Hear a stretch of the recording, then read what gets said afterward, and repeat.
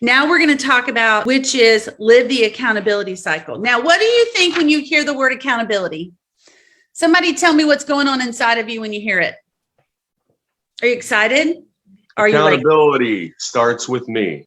starts with me. Okay, Matt Steve says, hey, I know it starts with me. If I'm not doing it, no one else is going to do it for me. No one else is going to make it happen. So accountability starts with me. Who else?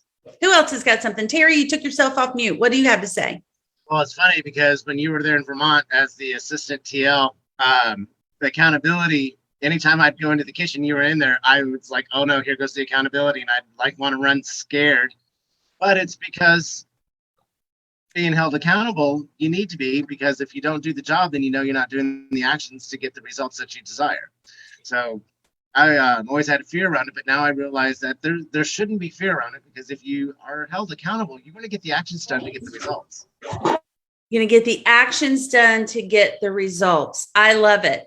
So right now, except if you're Amanda and you're driving, if you're not driving, right now, write down who holds you accountable on your business,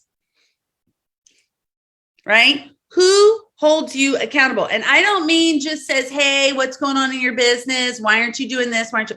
I'm talking about who is in your life that is the person that believes in you more than you believe in yourself and pushes you to do the things that we all know you're capable of, yet you are uncomfortable and don't want to do them. Who is that person? Because Gary says, and I want to read it to you here. It is on page 187. He says, I'm sorry, page 188. Here's what he says right here. He's quoting some research, and you can go and read it if you want to. It's pretty significant research. Dr. Gail Matthews did some research between people that wrote their goals and those that had accountability. He observed that the single most important difference between amateurs and elite performers is that the future elite performers seek out teachers and coaches. The future elite performers seek out teachers and coaches and have accountability partners so that they can engage in supervised training, whereas amateurs rarely engage in similar types of practice. It's pretty important to have people in your life that are going to hold you accountable. And Gary says one of the fastest ways to bring accountability to your life is to find an accountability partner. So if you don't have an accountability partner or someone that holds you accountable, who do you know that can do that? Now, sometimes when we go to people and we say, hey, will you be my accountability partner? We ask people to hold us accountable that aren't even holding themselves accountable. I mean, that doesn't really work all that good, right? Like if they're not holding themselves accountable, then what happens is they're going to give you a pass because why? They're not holding themselves accountable, right? Elite performers, to get to elite performance, you usually have to hire someone. Now, this is not an advocate for what I do. I promise you it's not. But even I have a coach. And it's not easy for me to write that check every month either. I actually have to talk my husband into it every single month because he thinks I can do it all on my own. And yet the reality is I cannot. Because I will make my own excuses. How many of you are really good at giving yourself a pass? Am I the only one? Oh man, we are. It's human nature. Okay, so let's talk about it. What's the difference between an accountable person and not accountable? All right, so tell me, what is an accountable person? Tell me. And it's on page 185 if you want to go to it. There's a chart there. It's called this. So let's start at the top with the accountable person. What does an accountable person think? What's the way? How do they think? Someone tell me. Renee, tell me, how does an accountable person think? I've told you. Sorry. No. Well, they think that they have to do something. They have to get into action and They have to do it, right? They have to do it. They have to say, okay, let's do it. What else does an accountable person do? How do they think? They have to figure out a solution.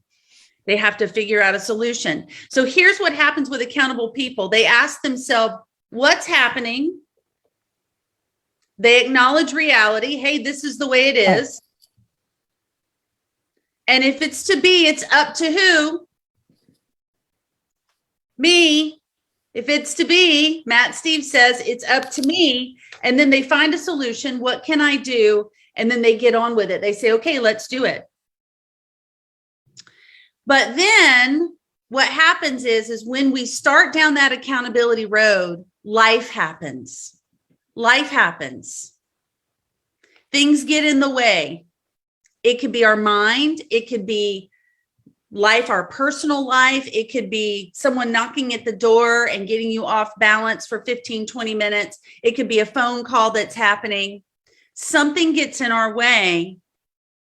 And then what do? We give up. We say, okay, well, that's, if it's just not going to happen today and I'll have to do it tomorrow. And, I can't even do a little bit today because it's already, I just do it tomorrow, right? It's 11 o'clock. It's time for me to stop. I'm going to go do it tomorrow.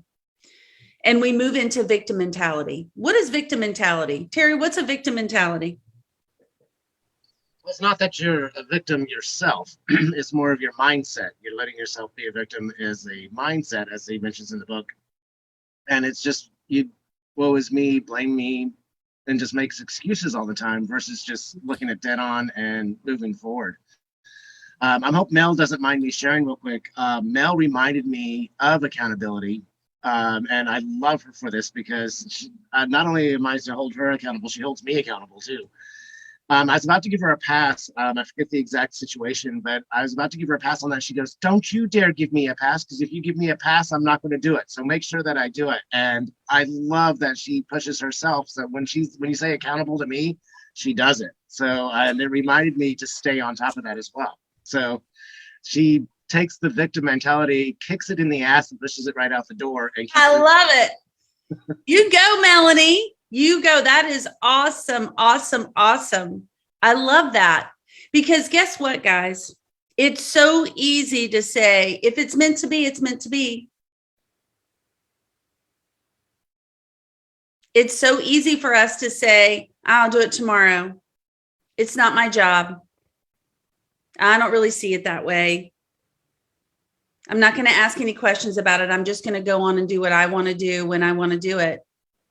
And then if something doesn't happen for us, we blame all of these different situations. I'm not judging, because I do that myself. Not really when it comes to business. Some would say that that's probably one of my biggest strengths and my biggest weaknesses, is how I focus on business. But I do it with my physical fitness, right? I'm always making excuses of why I can't get up an hour early just to go do it. I have a bad back. I've had 2 back surgeries. So I'm not the only, it happens to us. And so having that accountability partner says, no, get up, go. Just like Melanie said, don't let me off the hook, Terry. Make me go. Make me go. And we move out of victim mentality. All right. So here's the thing. I'm going to give you 4 ways for you to move through the 3 commitments. Okay. 1 is commit to be your best. Write it down. Commit to be your best every day. Extraordinary results happen only when you give the best you have to become the best you can be. So commit to your best. 2, be purposeful about your one thing. Be purposeful about your one thing. Move from entrepreneurial to purposeful. Go on a quest for the models and systems that can take you farther, right? Don't just settle for what comes naturally. Don't just settle for what comes naturally, right? I always use this analogy, with our kids. I mean, would you look at your kids and say, or someone that you love that's around 10 years old and say, oh, don't worry about it. You don't need to worry about being your best. You don't have to get up and really go do that today because I know you don't really feel like it. So why don't you just go back to bed? Or do you say, Louise, Gianna, get your butt up and let's go to school now? Right? I know you. Get your butt up. Let's go to school now. So do we tell ourselves to get our butt up and get on the phone now? Right? Ooh, this is uncomfortable. 3, take ownership of your outcomes. If extraordinary results are what you want, being a victim won't work. So if you don't get the outcome that you're looking for, it could be because you haven't asked yourself the right questions about the actions that you're doing. Because you're going to get an outcome. Can we agree that your actions are going to give you an outcome? Just like your non-actions will give you an outcome. You're going to get an outcome. You get to choose the outcome. You get to choose the outcome and find a coach. You'll be hard pressed to find anyone who achieves extraordinary results without one. Now, again, we're not talking about ordinary results. All of us have a ceiling. It could be 5 million in volume. It could be 10 million in volume. It could be 20 million in volume. It could be being a single agent. We all, and again, I'm talking about real estate specifically, we all have a ceiling. And yet, if we want extraordinary results, if we want to have the things that we want and the life that we want to give the people that are most important in our lives.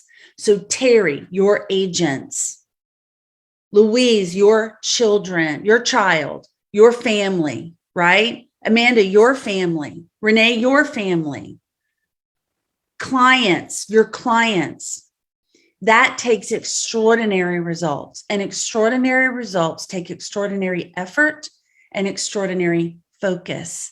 And yet we talked about yesterday, don't get overwhelmed. It's a small shift, right, Terry? It's as easy as a list. What's the small shift you must make to have extraordinary results so that it's such that if you do it every day, you have everything that you want? It's so simple. It's just not easy. So what is your small shift today? What's your small shift? What's your small shift? Is it 30 minutes of just being vulnerable and calling some expireds? Is it an hour of door knocking? Is it getting on Facebook and, as Bold says, doing your 10-10-5? If you haven't been in Bold, go to Bold. You'll know what your 10-10-5 is in social media. Is it something small, like Sandy says, just running up to the party store and getting something for St. Patrick's Day, putting it on the cows and putting it on Facebook to get 200 views, right? I don't know what it is for you. All I know is that it's very important for you to plan it and for you to do it every single day.